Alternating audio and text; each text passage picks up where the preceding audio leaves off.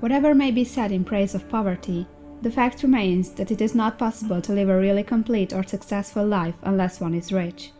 No man can rise to his greatest possible height in talent or soul development unless he has plenty of money, for to unfold the soul and to develop talent he must have many things to use, and he cannot have these things unless he has money to buy them with.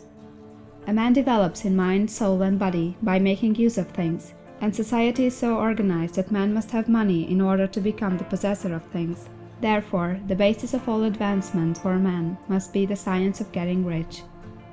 The object of all life is development, and everything that lives has an inalienable right to all the development it is capable of attaining. Man's right to life means his right to have the free and unrestricted use of all the things which may be necessary to his fullest mental, spiritual, and physical unfoldment, or, in other words, his right to be rich. In this book, I shall not speak of riches in a figurative way. To be really rich does not mean to be satisfied or contented with a little. No man ought to be satisfied with a little if he is capable of using and enjoying more. The purpose of nature is the advancement and unfoldment of life, and every man should have all that can contribute to the power, elegance, beauty, and richness of life. To be content with less is sinful. The man who owns all he wants for the living of all the life he is capable of living is rich, and no man who has not plenty of money can have all he wants. Life has advanced so far, and become so complex, that even the most ordinary man or woman requires a great amount of wealth in order to live in a manner that even approaches completeness. Every person naturally wants to become all that they are capable of becoming. This desire to realize innate possibilities is inherent in human nature. We cannot help wanting to be all that we can be. Success in life is becoming what you want to be. You can become what you want to be only by making use of things, and you can have the free use of things only as you become rich enough to buy them. To understand the science of getting rich is therefore the most essential of all knowledge. There is nothing wrong in wanting to get rich.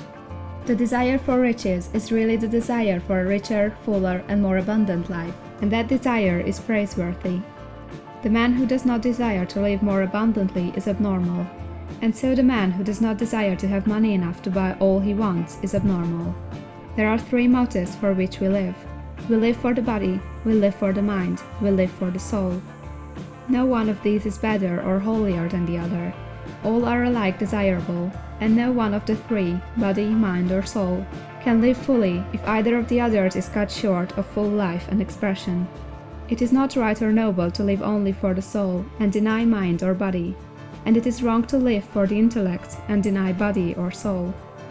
We are all acquainted with the loathsome consequences of living for the body and denying both mind and soul, and we can see that real life means the complete expression of all that man can give forth through body, mind, and soul.